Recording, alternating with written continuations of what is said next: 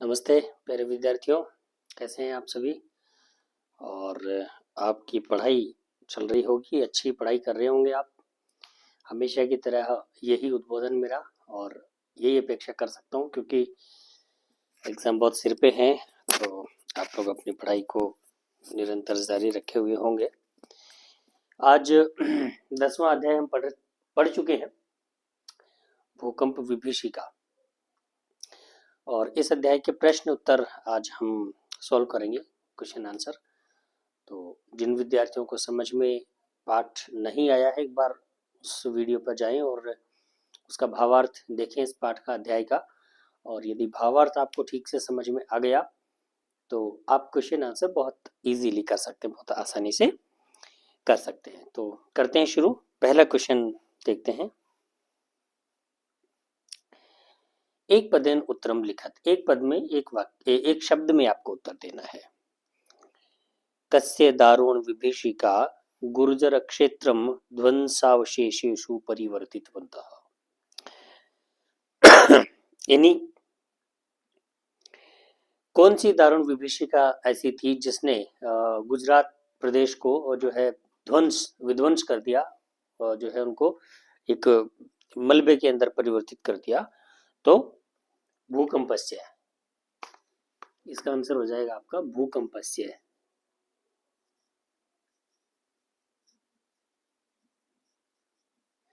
भूकंपस्य दारुण विभीषिका गुर्जर क्षेत्रम विध्वंसवती, है ना। इसके बाद अगला देखिए, दूसरा है आपका कीदृशानि भवनानि, कीदृशानि भवनानि धराशायिनी जायतानि।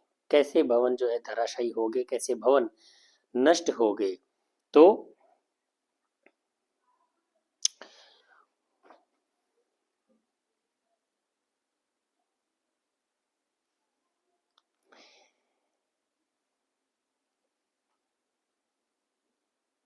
ठीक है, तो बहुभूमि यानी बहुमंजिला जो इमारत थी वो उसमें परिवर्तित हो गए। तो बहुभूमि ही,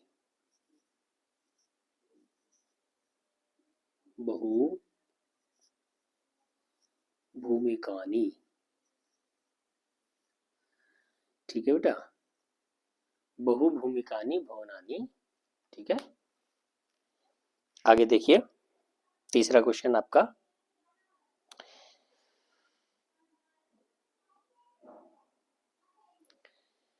दुर्वार जलधाराभिः किम उपस्थितवन्तम।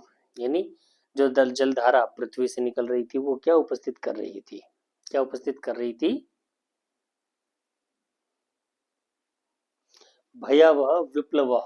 ठीक है, भयावह विप्लव, भयावह विप्लव, विप्लव।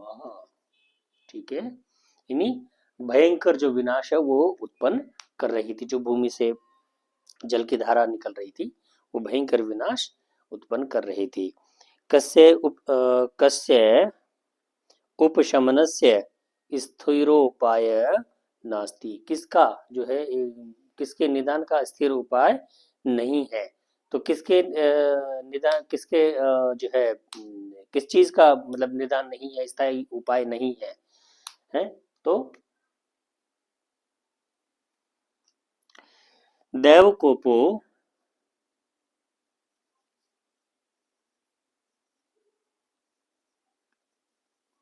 भूकंपस्य,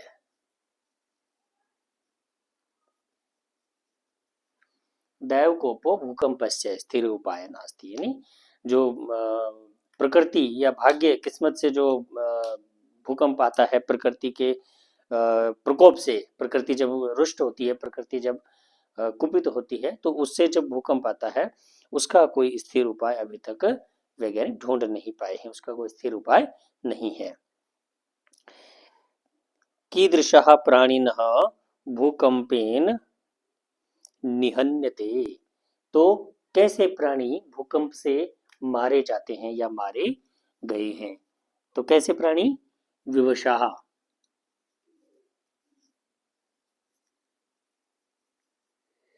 विवशाह प्राणी, विवश प्राणी जो है भूकंप से मारे जाते हैं। अगला प्रश्न है अधोलिखितानां प्रश्नानां उत्तराणि संस्कृत भाषायां लिखत। तो नीचे लिखे प्रश्नों के उत्तर संस्कृत भाषा में लिखने हैं। आप एक बार इसका आंसर लिख लीजिए, पहले के देख लीजिए बोर्ड पे।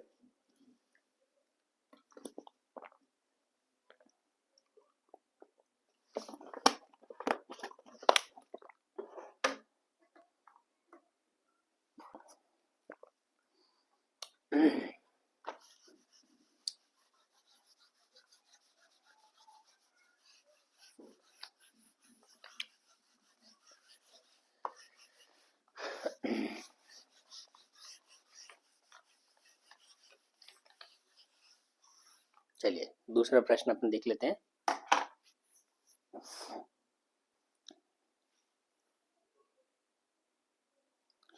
आपको संस्कृत भाषा में इसका उत्तर देना है और पूरे वाक्य में देना है, ठीक है।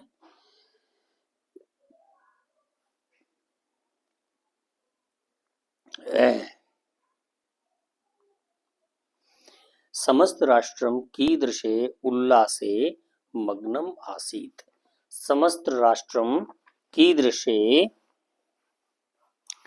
मतलब पूरा जो राष्ट्र है, पूरा देश जो है कैसे उल्लास में जो है मग्न था। तो बताइए आप।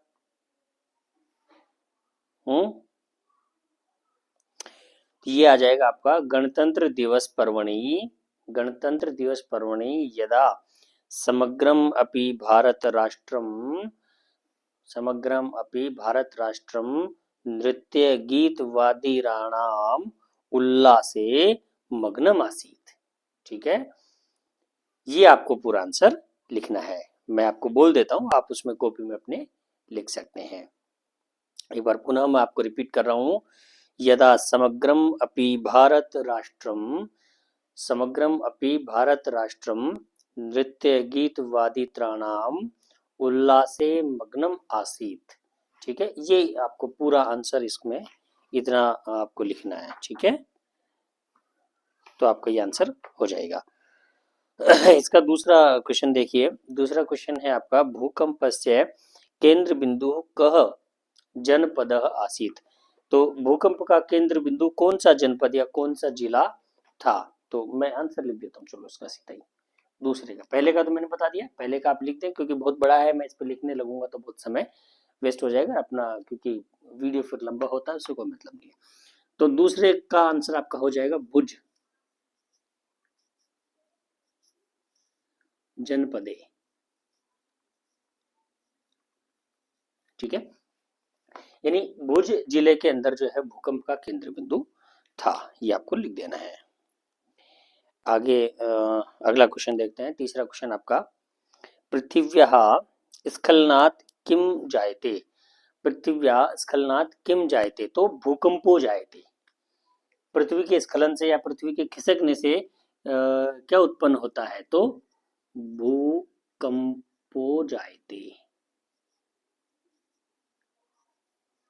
ठीक है, अगला देखें। समग्रम विश्वम कई आतंकितः दृश्यते। पूरा विश्व किससे आतंकित नजर आता है। तो इसको आप लिख सकते हैं प्रकृति का जो प्रकोप है। ठीक है, वो उसमें आप इसका आंसर लिख सकते हैं। तो प्रकृति प्रकोपात।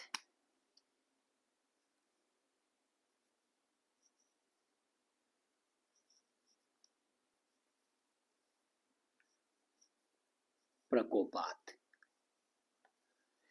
प्रकृति के प्रकोप से जो है पूरा विश्व आतंकित नजर आता है। क्योंकि प्रकृति का जब प्रकोप होता है तो भीषण विनाश आता है। क्योंकि पीछे आपने देखा कोरोना महामारी अभी जो निकली 2020 में, तो वो भी एक तरीके से प्रकृति का कोप ही था, प्रकृति का प्रकोप ही था। तो प्रकृति जब रुष्ट होती है, प्रकृति जब कुपित होती है, तो वो अपना रंग जब, क्योंकि बैलेंस बिगड़ता है पृथ्वी का, प्रकृति का, क्योंकि मनुष्य प्रकृति के साथ निरंतर खिलवाड़ करता जा रहा है। आए दिन हम देख रहे हैं कि बड़े बड़े नगर बनाने के लिए, बसाने के लिए जो है बड़े बड़े जंगलों को काट दिया जा रहा है, उनको विनष्ट कर दिया जा रहा है। जल का स्तर कितना नीचे जा चुका है, तो वो सब प्रकृति का दोहन है।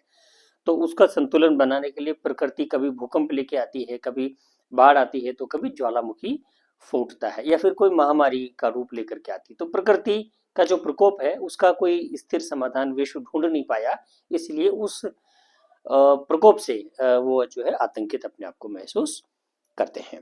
ठीक है। केशाम विस्फोटैरपि भूकंपो जायते, किसके विस्फोट से भूकंप उत्पन्न होता है? तो ज्वालामुखी।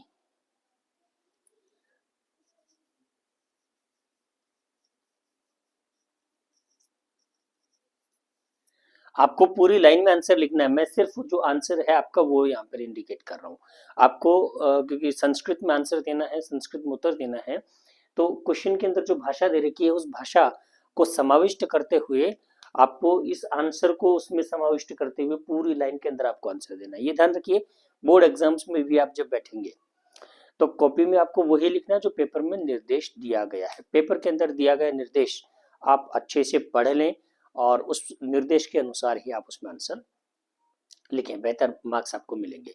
अगर उसमें लिखा है कि आपको पूर्ण वाक्य में लिखना है और आपने सिर्फ एक शब्द में लिख दिया, इट मीन्स आपने कहीं ना कहीं गलती कर दी, अपने अपने नंबर पे कुल्हाड़ी चला ली, तो वो पूरे नंबर आपको नहीं मिलेंगे। मान लीजिए पूरे वाक्य का हर 2 नंबर का क्वेश्चन है और आपने केवल आंसर तो सटीक लिखा, ज्वालामुखी लिख दिया, ठीक है, सिर्फ एक ही नंबर मिलेगा आपको। अगर आप क्वेश्चन की परिभाषा, क्वेश्चन के अंदर जो भाषा दे रखी है उसको भी समाविष्ट करते हुए आप अपने उत्तर को सम्मिलित करके देंगे तो आपको पूरे मार्क्स मिलेंगे। ठीक है, इस बात का विशेष आपको ध्यान रखना है, मैं हमेशा इसी पर प्रकाश डालता हूँ। तीसरा प्रश्न आपका, स्थूल पदम आधारीकृत्य प्रश्न निर्माणम कुरुत, स्थूल पद को आधार बना करके प्रश्न निर्माण करना है।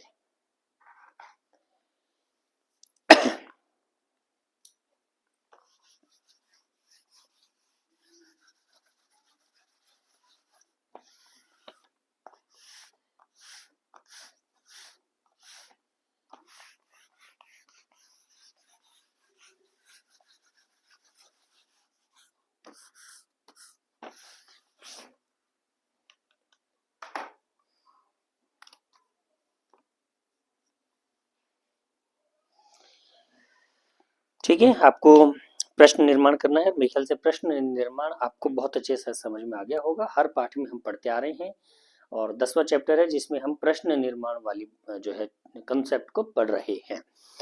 तो भूकंप विभीषिका विशेष, भूकंप विभीषिका विशेषण कच्छ जनपदम ध्वंसावशेषेषु परिवर्तितवती।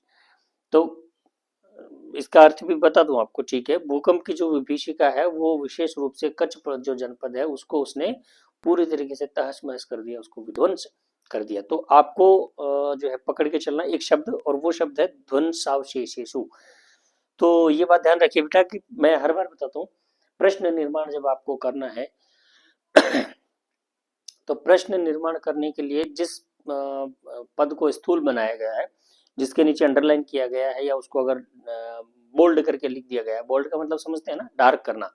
कई बार पेपर में अंडरलाइन नहीं करके बाकी क्वेश्चन के जो प्रिंटिंग है वो तो फीके अक्षरों में होती है और वो थोड़ा सा डार्क अक्षर में होता है। तो आप ध्यान रखें, अंडरलाइन मिले आपको या चाहे इन्वर्टेड कोमा के अंदर मिले या फिर वो बोल्ड में मिले, तो उस पद को आपको आधार बनाना है। उस पद में भी आपको क्या समझना है, उसके अंदर एक तो विभक्ति कौन सी है और वचन कौन सा है, तो उसी विभक्ति और वचन का आपको प्रश्नवाचक शब्द लगा देना है। हर बार मैं बात करता हूँ, यहाँ पे केशु केशु आपको लगा देना है। विध्वंस अवशेषेषु सप्तमी विभक्ति बहुवचन है, तो आपको बहुवचन ही लगा देना है, केशु। ठीक है, आप पूरा वाक्य लिखें, मैंने सिर्फ आंसर लिखा है, मैं बार बार कह रहा हूँ, मैं केवल आंसर लिख रहा हूँ, आपको पूरे लाइन में आपको लिखना है। कैसे लिखेंगे? भूकंप विभीषिका विशेषण कच्छ जनपदम केशु परिवर्तितवती। ठीक है, और क्वेश्चन मार्क लगा देना है, ये बात जरूर ध्यान रखें, प्रश्नवाचक चिन्ह जरूर लगाएं। अगला देखते हैं, दूसरा आपका प्रश्न आता है, वैज्ञानिक कथयन्ति, वैज्ञानिक कथयन्ति यत पृथिव्याः अंतर्गर्भे पाषाणशीलानां पाषाणशीलानां संघर्षेण कंपनम जायते। तो यहाँ पे है वैज्ञानिका, तो वैज्ञानिक ये आपका प्रथमा विभक्ति बहुवचन का रूप है, आपको लगा देना है के। ठीक है, आप लिखेंगे के लगा करके आपको लिख देना है। के लगा के आप कैसे कहेंगे, के कथयन्ति यत पृथिव्याः अंतर्गर्भे पाषाण शिलानां संघर्षेण कंपनम जायते, और क्वेश्चन मार्क लगा देना है। That's it. ठीक है, बहुत इजी है, कुछ भी नहीं करना आपको, सिर्फ शब्द रूप जरूर याद कर लीजिए क्योंकि बहुत काम आएंगे वो। अगला क्वेश्चन आपका आ जाता है इसके अंदर, विवशः प्राणिनः आकाशे पिपीलिका इव निहन्यते। विवश प्राणी जो है आकाश में, पिपीलिका कहते हैं चींटी को, है ना। विवश प्राणी आकाश में चींटी के समान मारे जाते हैं। तो आकाशे कहाँ मारे जाते हैं, हिंदी में बना लीजिए पहले तो, है ना। विवश प्राणी चींटी के समान कहाँ मारे जाते हैं, तो कहाँ को क्या कहेंगे हम, कुत्र कहते हैं। तो आपको लिख देना है यहाँ पे कुत्र। ठीक है, आपको कुत्र हर जगह नहीं लगाना, एक बात ध्यान रखिए, जहां पर प्रश्नवाचक शब्द दिया हुआ है उसी जगह पे आपको लगाना है। कहाँ लगाएंगे, मैं बोलूंगा, आप लिखे विवशः प्राणिनः, इसके बाद आप कुत्र लगाएं क्योंकि इसके बाद में वही शब्द दिया हुआ है। ठीक है, विवशः प्राणिनः कुत्र पिपीलिका इव निहन्यन्ते। विवश प्राणी कहाँ पर चींटी के समान मारे जाते हैं। ठीक है, अगला प्रश्न देखते हैं। एतादृशी भयावह घटना, एतादृशी भयावह घटना गढ़वाल क्षेत्रे घटिता। ऐसी भयंकर घटना गढ़वाल क्षेत्र में घटी। तो एतादृशी कैसी, ठीक है, इसका प्रश्नवाचक शब्द अगर बनाएंगे तो कैसी, तो कैसी को क्या कहेंगे संस्कृत में, कीदृशी। कीदृशी, ठीक है जी।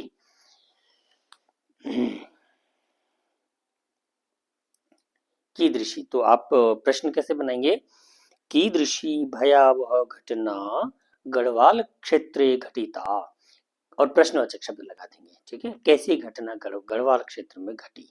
अगला है, तद इदानीम भूकंप कारणम, भूकंप कारणम विचारणीय विचारणीय तिष्ठति। तो तद इदानीम, तो अब जो है ऐसी भूकंप कारणम, भूकंप के कारण से विचरणीय, अब ऐसी जो घटनाएं हैं जो भूकंप के कारण से घटित हो रही हैं उनको विचार विचार करने के योग्य है। तो भूकंप कारणम, तो यहाँ पे आपका आ जाएगा किम कारणम, आपको लगा देना है। ठीक है, क्या लगा देंगे आप प्रश्नवाचक, किम कारणम।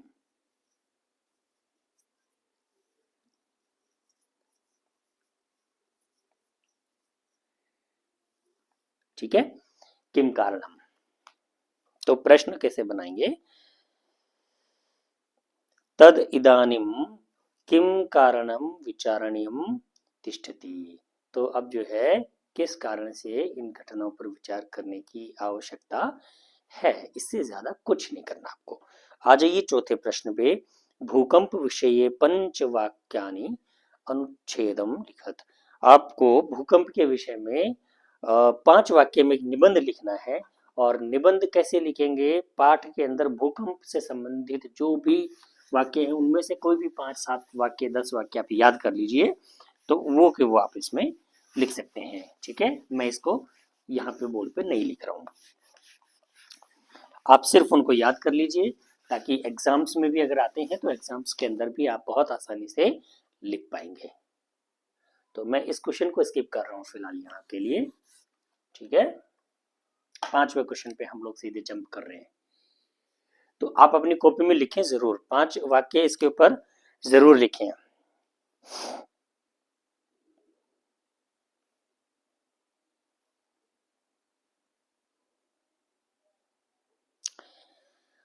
पांचवा प्रश्न देखिए, कोष्टकेशु दत्तेषु धातुषु निर्देशानुसारम परिवर्तनम परिवर्तनम विधाय रिक्त स्थानानि पूर्यत। कोष्टक में दिए गए धातुओं को निर्देश के अनुसार उनका परिवर्तन करके लिखना है।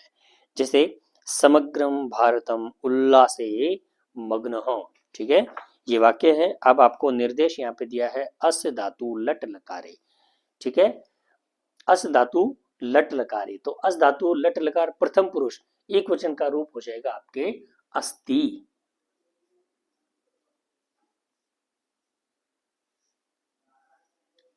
अस्ति। ठीक है जी, आगे देखिए। भूकंप विभीषिका कच्छ जनपदम विनष्टम खालिस्तान क्री धातु। ठीक है, अब कत्वतु प्रत्यय और आपको जो है कत्वतु और घीप प्रत्यय दोनों लगाने हैं आपको। ठीक है, भुज, हाँ, भूकंप विभीषिका कच्छ जनपदम विनष्टम। ठीक है, तो आपको लिखना है कृतवंत।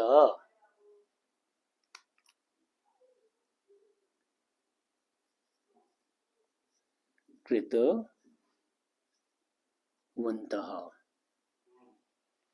ठीक है, अगला प्रश्न देखिए, तीसरा है आपका क्षणेनैव प्राणिनः ग्रह विहीना। फिर आपका आ जाता है भू धातु लंग लकार प्रथम पुरुष और बहुवचन। ठीक है, तो क्या हो जाएगा आपका यहाँ पे अभवन। ठीक है, अभवन।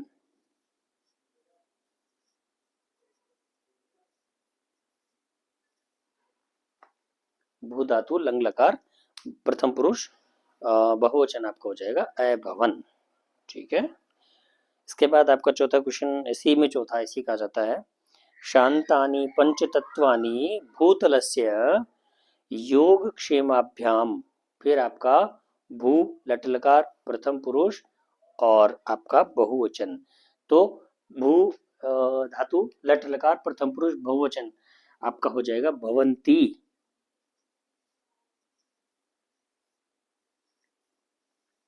भवंती। ठीक है जी, इसके बाद में आपका आ जाता है मानवाः खालिस्तान यत बहुभूमिक भूमि भवना निर्माणम करणीयम नैवा। तो आपका प्रच्छ जो शब्द है उसको लट लकार और प्रथम पुरुष बहुवचनम में आपको लिखना है, तो प्रच्छन्ति क्या हो जाएगा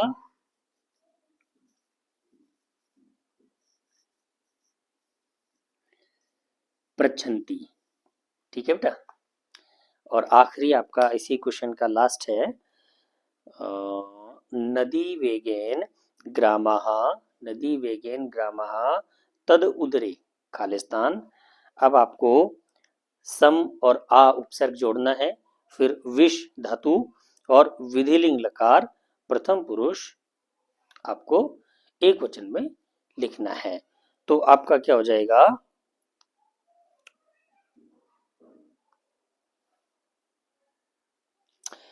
समाविष्टा। ठीक है, समाविष्टा।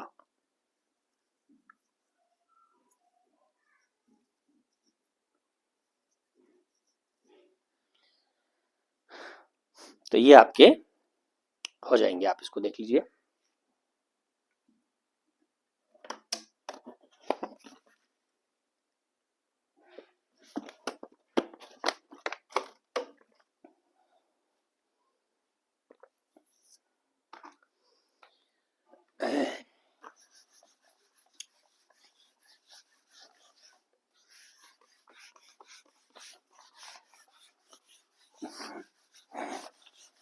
देखो बोर्ड ऐसा ही है, हमको काम इसी से ही चलाना है। कोशिश करूंगा मैं थोड़ा इसको चेंज करने का प्रयास कर रहा हूँ, ताकि आप लोगों की जो व्याकरण होगी उसको हम थोड़ा सा व्यवस्थित रूप से कर पाएंगे, क्योंकि इसमें थोड़ा साफ नजर भी नहीं आ रहा है। तो खैर चलाएंगे काम, देखते हैं। अगला देखते हैं आपका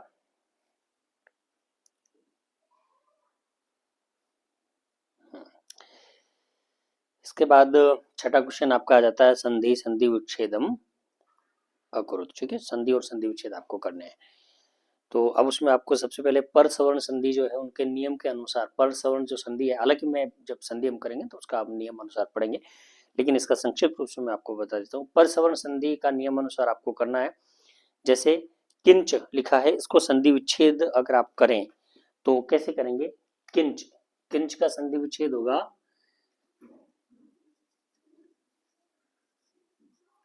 किम प्लस च, ठीक है, किम प्लस च। इसके बाद में आपका आ जाता है नगरम प्लस तू। नगरम प्लस तू, इसको अगर जोड़ के आपको लिखना है तो नगरंतु, नगरंतु, इसका म का न हो जाएगा, ठीक है, परस्वर्ण संधि में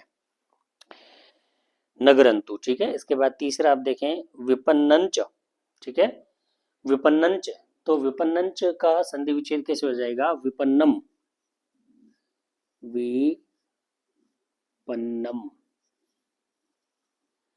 प्लस च, आखिरी का जो लास्ट का न है उसकी जगह आपका मैं बन जाएगा, तो विपणन च, ठीक है। इसके बाद में आपका आ जाता है किम प्लस नु, किम प्लस नु, तो किम का मैं जो है उसका न बन जाएगा, तो किन्नु बन जाएगा आपका ये, किन्नु, ठीक है, उस मैं का न बन जाएगा, किम प्लस नु बराबर किन्नु। तो उसके बाद आगे देखिए, अगला आपका आ जाता है पांचवा भुज नगरंतु, भुज नगरंतु, तो भुज नगरंतु का अगर आप संधि विच्छेद करें तो इसका बन जाएगा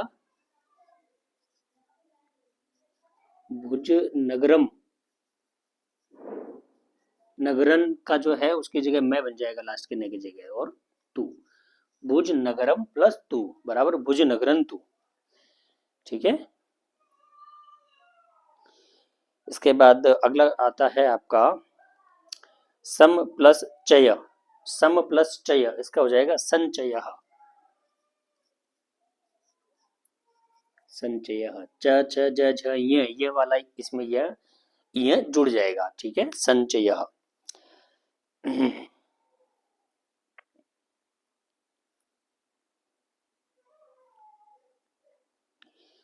तो अब विसर्ग संधि के कुछ उदाहरण है, आप एक बार ये उतार लीजिए, फिर उसके बाद विसर्ग संधि के उदाहरण भी हम देख लेते हैं।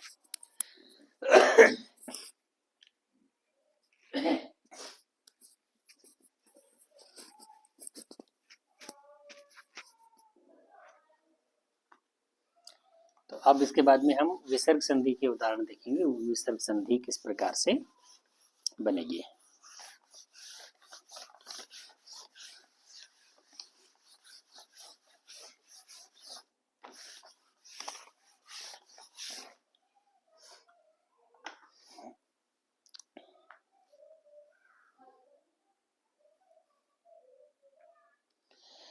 अब विसर्ग संधि के नियम अनुसार आपको बनाना है, जैसे शिशवस्तु, शिशवस्तु, शिशवस्तु का आपका संधि विच्छेद हो जाएगा शिशवः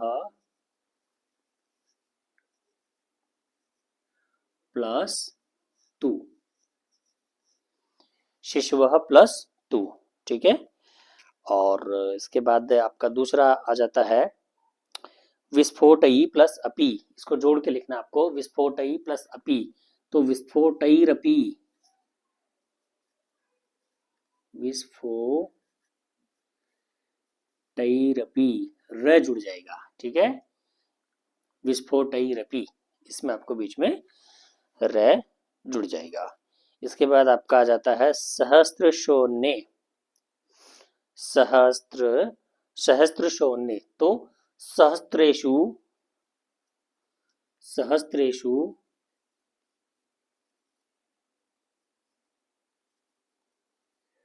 सहस्त्रेषु प्लस अन्य,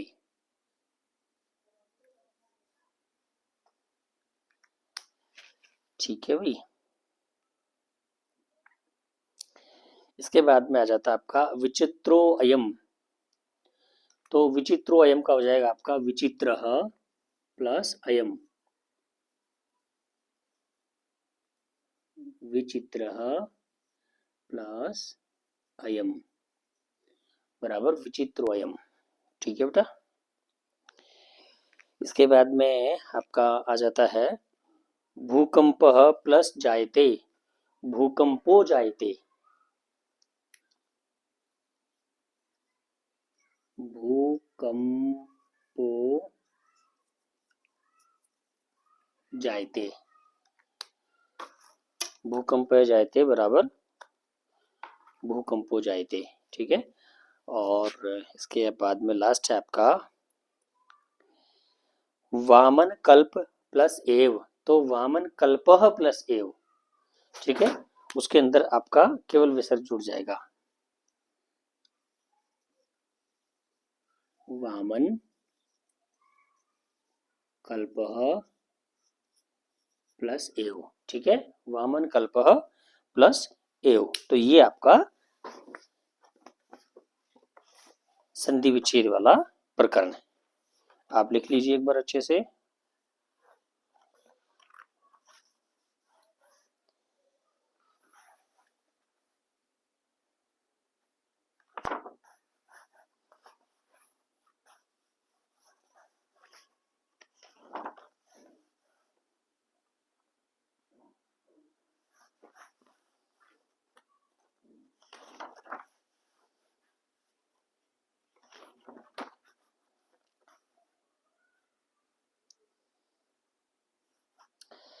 ठीक है, चलिए इसको मिटा देते हैं।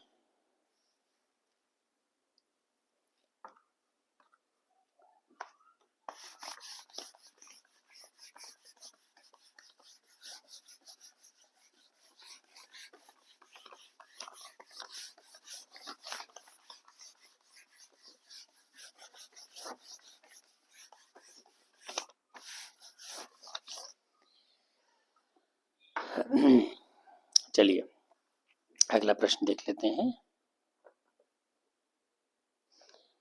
प्रश्न संख्या 6 है आपका, क स्तंभे पदानि दत्तानि, ख स्तंभे विलोम पदानि, तयः संयोगम कुरुत। अब आपको विलोम शब्द से जो है उनको मिलाना है। जैसे संपन्नम, संपन्नम का विलोम पद हो जाएगा आपका विपन्नम। ठीक है।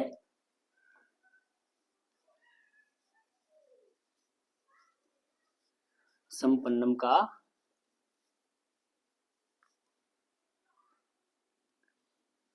विपन्नम। ठीक है। इसके बाद में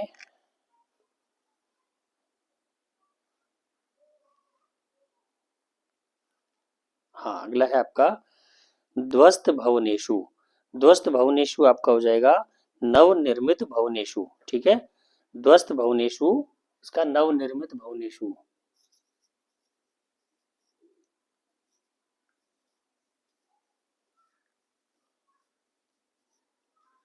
नवनिर्मित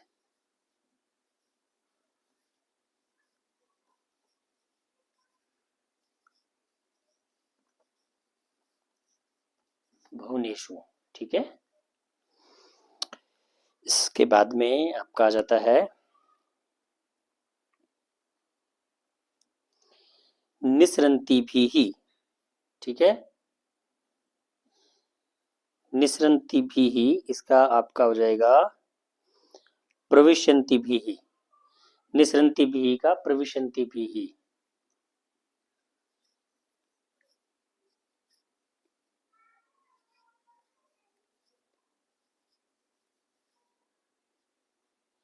इसका हो जाएगा प्रविशंति भी ही।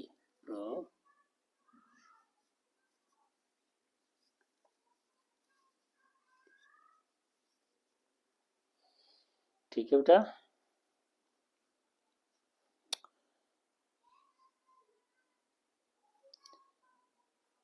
अगला है आपका निर्माय। निर्माय का हो जाएगा विनाश्य। निर्माय का विलोम पद हो जाएगा आपका विनाश्य।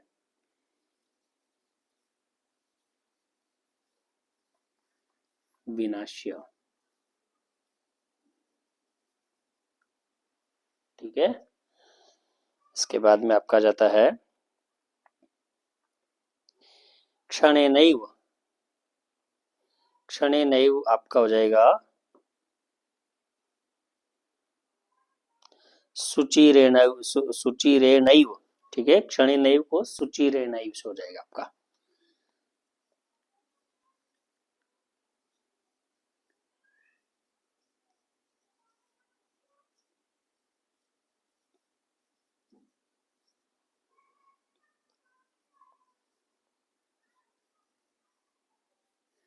सुचिरेणैव, ठीक है, ये आपके विलोम शब्द हैं, इनको आप उतार सकते हैं एक बार।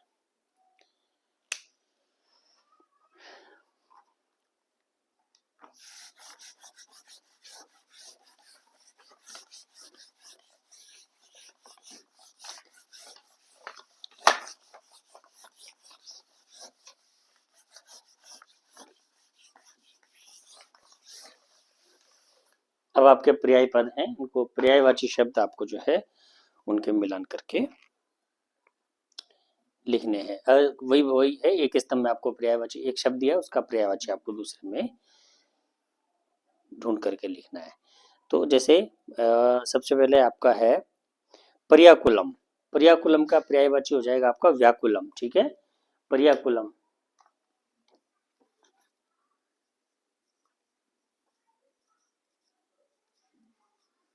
इसका पर्यायवाची हो जाएगा आपका व्याकुलम।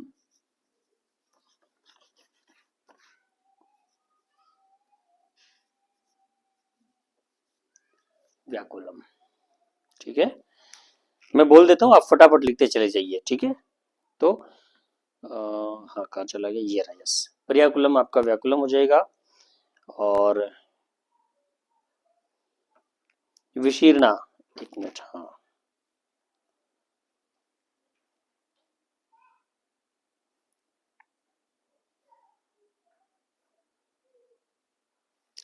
विशीर्ण आपका हो जाएगा नष्टा से, ठीक है, विशीर्ण का आपका पर्यायपद बनेगा नष्टः। और उसके बाद में आपका आ जाएगा उद्गीरन्तः। उद्गीरन्तः का आपका आ जाएगा प्रकटयन्तः। उद्गीरन्तः का पर्यायवाची प्रकटयन्तः, ठीक है। और उसके बाद में आपका विदार्य, तो विदार्य का आपका आ जाएगा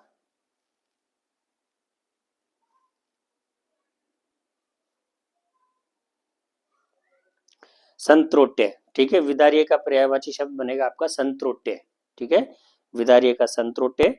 और उसके आपका उद्गीर्यन्तः, ये आपका प्रकटयन्तः हो ही गया, विदार्य, ठीक है। और प्रकोपितम, ठीक है, प्रकोपितम, इसका आपका जो आ जाएगा क्रोध युक्तम, ठीक है, ठीक है, प्रकोपितम का आपका क्रोध युक्तम, ये आपके पर्यायवाची शब्द हो गए हैं। तो ये जो है आपका पाठ लगभग पूरा हो गया है। 8वां क्वेश्चन है, ये आपका होमवर्क है, आप खुद एक बार अभ्यास करके देखें। बाकी हम व्याकरण वाला पोर्शन जब आरंभ करेंगे तो इन चीज़ों को बहुत अच्छे से, बहुत आराम से, बहुत विस्तृत तरीके से हम पढ़ेंगे। तो उम्मीद करता हूँ कि आज का चैप्टर, आज का अध्याय आपको समझ में आ गया होगा। और कोई क्वेरी अगर आपकी है, कोई आपकी जिज्ञासा है, तो आप हमें ज़रूर लिख सकते हैं। व्हाट्सएप ग्रुप भी आप ज्वाइन करना चाहें तो कर सकते हैं। हालांकि बहुत कम विद्यार्थी हैं जो जिन्होंने व्हाट्सएप ग्रुप ज्वाइन किया है। क्लास का व्हाट्सएप ग्रुप है और उसमें केवल क्लास की ही इन्फॉर्मेशन आती है। किसी दिन क्लास नहीं होती है तो वो इन्फॉर्मेशन आती है, इसके अलावा उस ग्रुप का कोई काम नहीं है। अगर आपको लगे ज्वाइन करना चाहिए तो आप कर सकते हैं, अन्यथा कोई दिक्कत नहीं है। आप चैनल सब्सक्राइब कर लें ताकि आपको जो है यूट्यूब पर तुरंत आपको नोटिफिकेशन मिल जाए। तो चैनल सब्सक्राइब करके आप जो है नोटिफिकेशन बेल को ज़रूर प्रेस कर लें ताकि वीडियो हमारा जैसे ही अपलोड होगा आपको उसका नोटिफिकेशन सबसे पहले मिल जाएगा। और लाइक ज़रूर करें, शेयर ज़रूर करें। मैं हमेशा कहता हूँ, हालांकि बीच में कई वीडियो में नहीं कहा क्योंकि मेरी आदत नहीं है कहना। किसी को लगता है शेयर करेंगे करेंगे, नहीं कर लगता नहीं करेंगे, कोई दिक्कत नहीं है। लेकिन मैं इसलिए कहता हूँ, मेरे दूसरे वीडियोस के लिए मैं शेयर का नहीं जिक्र करता, लेकिन ये जो क्लासेस हैं संस्कृत की, इनको शेयर करने के लिए इसलिए कहता हूँ कि इन क्लासों से अगर किसी को लाभ मिलता है, आपकी किसी भाई को, बहन को, किसी रिश्तेदार को अगर कोई फायदा होता है तो आप उन तक इन कक्षाओं को ज़रूर पहुँचाइए। और विशेष रूप से जब आपके बोर्ड एग्जाम तैयारी का जो अवकाश आपको 14 दिवस का मिलेगा लास्ट में, एग्जाम से 14 दिन पहले, जिसमें आपको विद्यालय नहीं जाना है, घर पे रह के तैयारी करनी है, जो तैयारी अवकाश आपको मिलेगा उसका भरपूर उपयोग आप करें। और जितना पढ़ सकते हैं उतना पढ़ें। जितनी तैयारी आप अपनी बेहतर रखेंगे, क्योंकि पढ़ाई का जो समय है वो तो लगभग आपका निकल चुका है, ये अभ्यास का समय है। अब आप अभ्यास पर चल रहे हैं।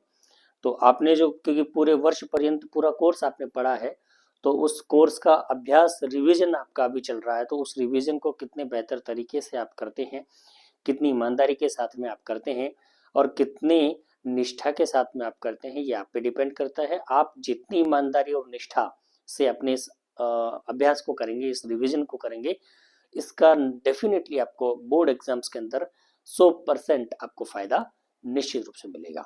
तो चलिए आज की क्लास को यहीं खत्म करते हैं, और अब केवल एक अध्याय आपका शेष बचा है, तो उसको मैं कंप्लीट करूंगा। उसके बाद अपन व्याकरण की तरफ बढ़ेंगे। लेकिन मेरे मन में कुछ संशय चल रहा है, क्योंकि विद्यार्थियों के रिस्पॉन्स बहुत कम मिल रहे हैं। तो मैं व्याकरण शुरू करने की 100% गारंटी नहीं दूंगा। अगर विद्यार्थी कहेंगे कि सब उन्होंने वीडियोस देखे हैं, वो क्लासें देख रहे हैं, तो ही मैं व्याकरण का जो है पोर्शन शुरू करूंगा, अन्यथा मैं व्याकरण का पोर्शन शुरू नहीं करूंगा। इस बात को आप मान के चलिए। और आपको बताना कैसे है, आप मुझे वीडियो के कमेंट्स में भी लिख सकते हैं कि आपको क्लास चाहिए, और चाहे तो आप व्हाट्सएप में जुड़ करके व्हाट्सएप पे भी मुझे मैसेज कर सकते हैं। तो इन दो तरीकों से आप मुझे बताइए। ये आज की क्लास एक हमारा सर्वे के रूप में आप मान लीजिए।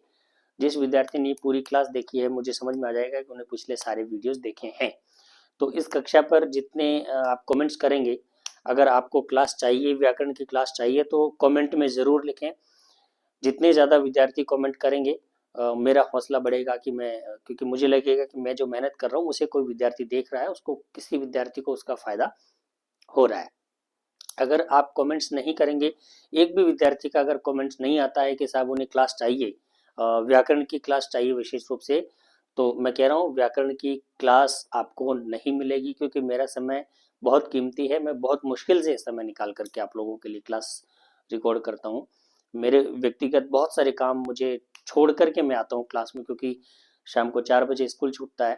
स्कूल छूटने के बाद सीधा मैं अपने यहाँ पे आता हूँ, क्लास पहले रिकॉर्ड करता हूँ। मैं आने के बाद कोई दूसरे जो कार्य है उनको नहीं करता। और आप समझ सकते हैं, अगर ज़्यादा उसको डिफाइन करने की आवश्यकता मुझे नहीं है। लेकिन मैं क्लास व्याकरण की तभी दूंगा जब विद्यार्थियों को लगेगा कि हाँ उनको चाहिए। आप अगर कमेंट्स करेंगे तो आपको व्याकरण की क्लास मिलेगी, अन्यथा व्याकरण की क्लास नहीं मिलेगी। मैं लास्ट 12वां पार्ट पढ़ा करके इसको कंप्लीट कर दूंगा। अगर क्योंकि विद्यार्थियों को जब आवश्यकता ही नहीं है, विद्यार्थियों को जब जरूरत ही नहीं है, तो फिर बेवजह मुझे मेहनत करने से कोई लाभ नहीं है। मुझे चैनल पे टीआरपी लूटना मेरा कोई मकसद नहीं है, वो तो मुझे वैसे भी मिल जाएगी, क्योंकि मेरे दूसरी एक्टिविटी ऐसी है कि बहुत वीडियोस में बना के डाल सकता हूँ। लेकिन इस बार क्योंकि सिर्फ मैं क्लास पे फोकस किया हुआ है, तो मैंने दूसरे जो वीडियोस है न्यूज़ वगैरह वो सारी अभी स्टॉप की हुई है। कोई न्यूज़ वगैरह मैं उसमें नहीं दे रहा हूँ। तो आप लोग कमेंट करके मुझे ज़रूर बताइए कि आपको व्याकरण की क्लास चाहिए या नहीं चाहिए। चलिए मिलते हैं अगली क्लास में। नमो नमः।